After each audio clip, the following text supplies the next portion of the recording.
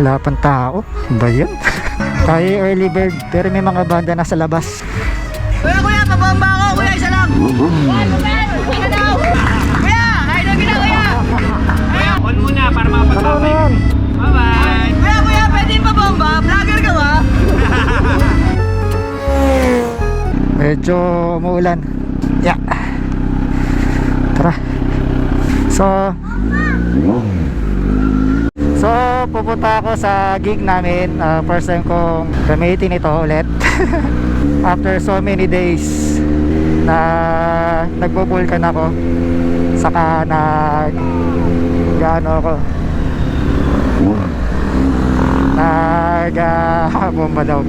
After so many days na puro vulkan yung gamit ko sa scooter. Eto, medyo gabi na. Pupunta tayo sa gig namin. At gamit ko itong si Vulcan. Ay, Vulcan. Si Z1. Si Z1 ang gamit ko. Z1 tuloy, ano ba? Nagulo. Z9. Ay. Si Z900. At pupunta tayo sa gig. Medyo nawala na yung ulan. Kaganina, ang lakas ng ulan. So ito mabuti.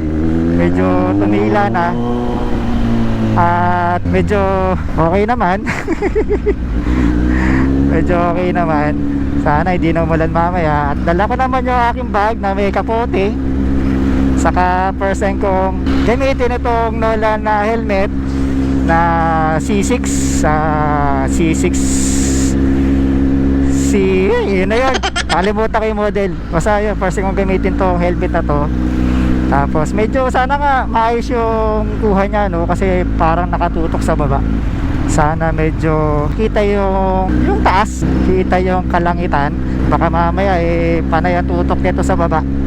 Wala tayong mapapanood. Sana hindi na umulan mamaya at medyo hassle. Ito, nakasuot pa ako ng boots.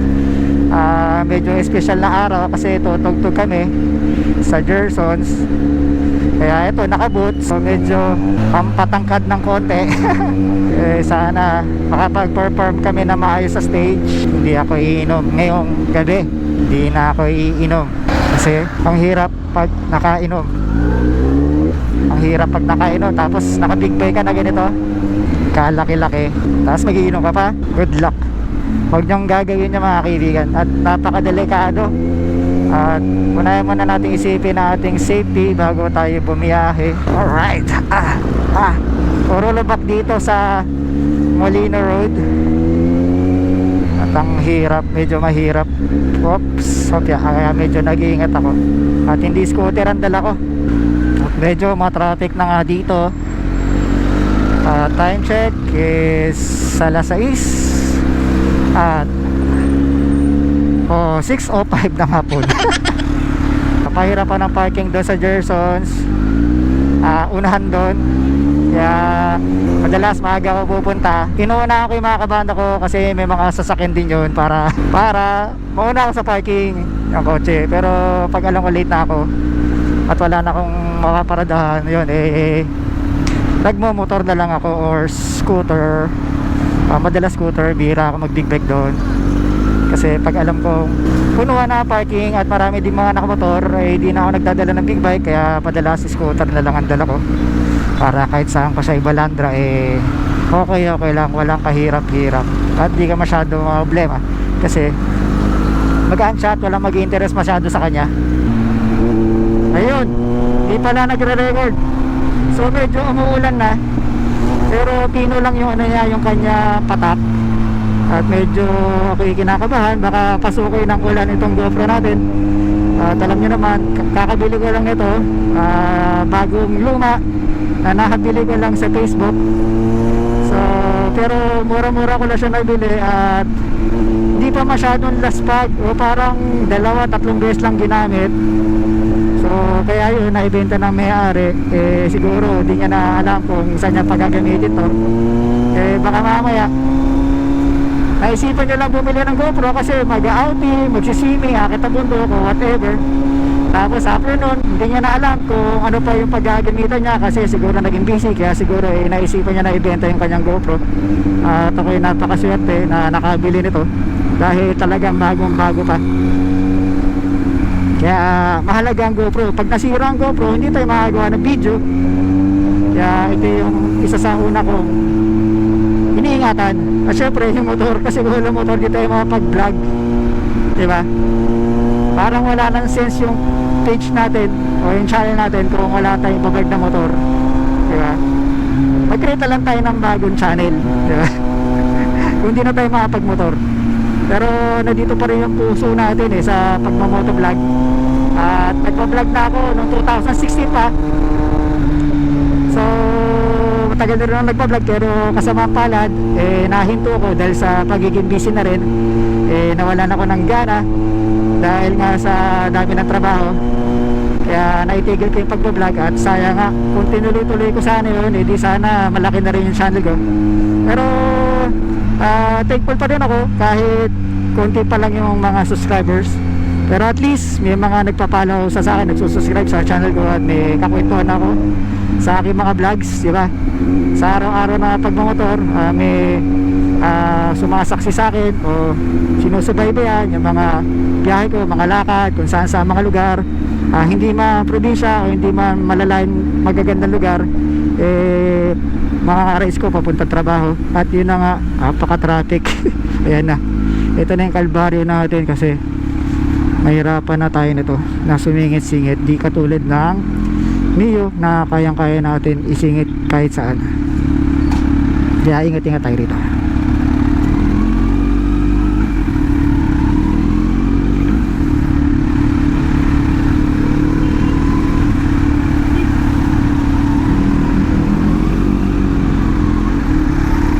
Igalang natin yung mga nakakasabay natin sa kalsada, kahit nakabisikleta pa yan, diba? Hindi palaging tayo yung mauna kahit malaki motor natin o mas malaki yung dala natin kaysa kanila. Galang natin sila. So kung alam naman, edi go. Pero hanggat maaari ay magbigay tayo ng respeto sa ibang mga kasabay natin sa kalsada, dahil para sa atin lahat ito. Para sa atin lahat ito, hindi para lang sa mga naka-big bike. Kaya magbigayan tayo at magrespetuhan. Huwag tayo masyadong alam mo na, parang nasa tuktok ng mundo, o di ba? Magiging humble tayo at magrespetuhan, dahil bilog ang mundo. Hindi natin alam kung ano pwede mangyari. Maring may mangyaring di maganda. Bilog ang mundo at tayo magrespetuhan, dahil maraming pwede mangyari sa mundo na hindi natin inaasahan. Kaya tayo always humble, maging thankful sa ako naman meron tayo, diba? Magpasalamat tayo palagi sa Diyos, magdadasal, mahalin natin ang kapwa natin, maging thankful lang, at always ride safe, diba? Kasi mahirap mahirap pag traffic, mahirap. Ito na ang kalbaryo natin. Medyo matraffic na rito kasi masikip na yung kalsada rito, kaya ingat-ingat lang.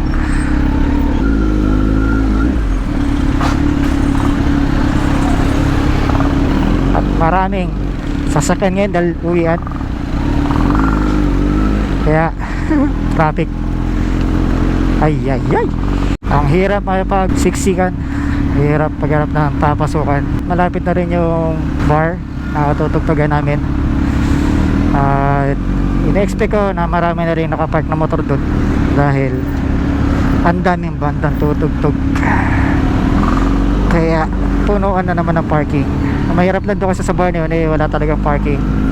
Meron, pero pang isang kotse, dalawang kotse.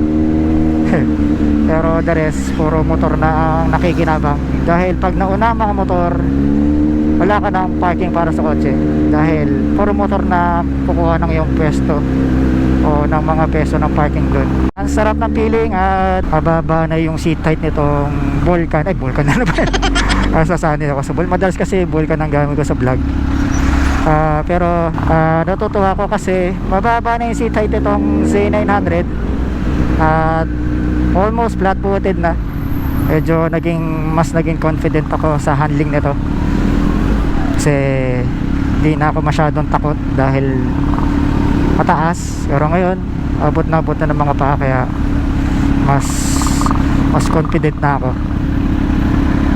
Yan, bigay lang tayo. At mahirap sumingit pag big bike ang dala, at baka bigla kong magulat o biglang dumuos-duos dahil malakas sa power nito malakas sa power nito itong Z900. Pag bigla mong naipiga to, yung mapapaarangkada ka na agad, baka makadisgrasya pa. Kaya easy lang. Tagal ko na rin ginagamit ito, matagal na rin sa akin to, siguro mga ilang months na, pero masasabi ko lang is napakasulit talaga. So sa price point nito, tinalo niya lahat, nanalo siya sa lahat ng kakompetensya niya, dahil sulit na sulit yung package nitong motor na to, diba? Sa Kawasaki magandang tunog, macho tunog, diba? Nakakamacho kahit di naman tayo macho, diba? Tunog lang sa kay motor, pero tayo hindi. Ito masasabi ko lang yun nga, sulit na sulit, at enjoy, magaan siyang dalhin, hindi siya mahirap dalhin. Nakakasingit naman ako, diba? Nakakasingit naman kahit papano, pero kayang-kaya. So muna tayo doon, diba?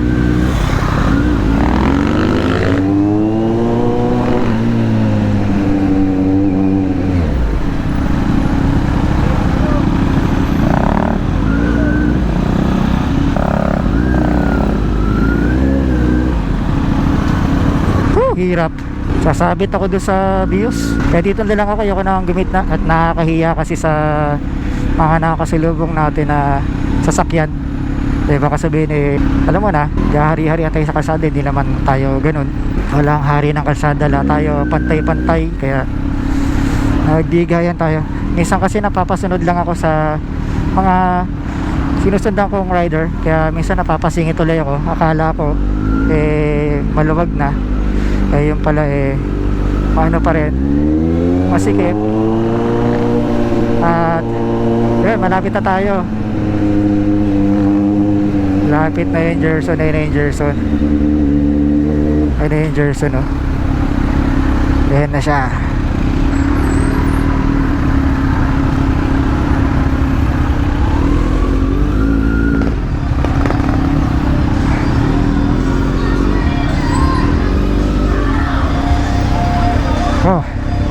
Kasya ba tayo rito?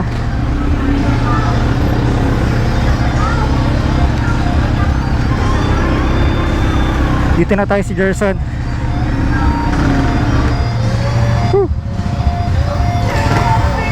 Mukhang wala pa yung mga kabanda ko,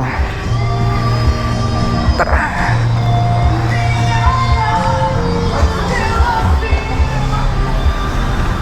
Pala dito ko nagpark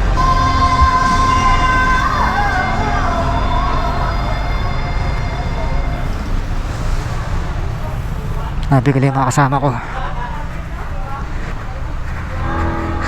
Wala pa yata sila Wala pa nga. Wala pang tao. Ba yan? Wala pa. Ito yung helmet ko.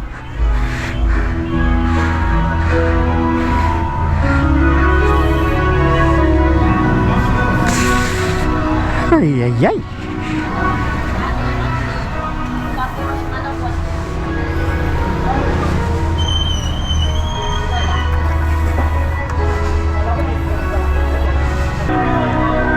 Okay lang motor, o lipat ko doon sa kabila. Okay lang motor dyan.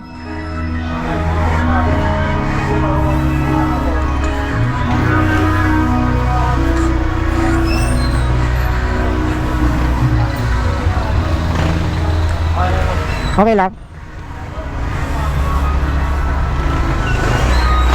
Di naman atras yan, Baka baka dumulas. Ay, lalagyan ko ng bato. May kadeno. Naputulan ng kadena. Parang hindi ko, sabi ko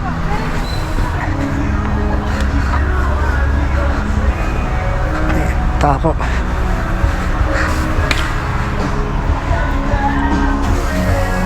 Wala pa sila. pala nandito.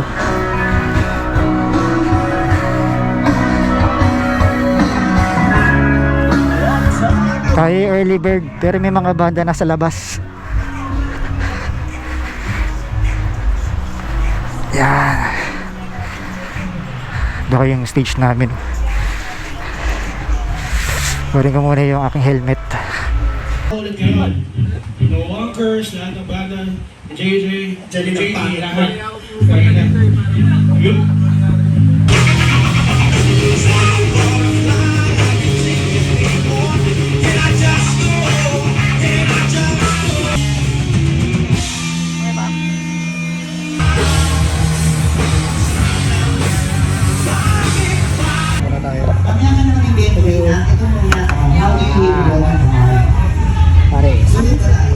Kakatapos lahat tumugtog. Hindi kami napag-video.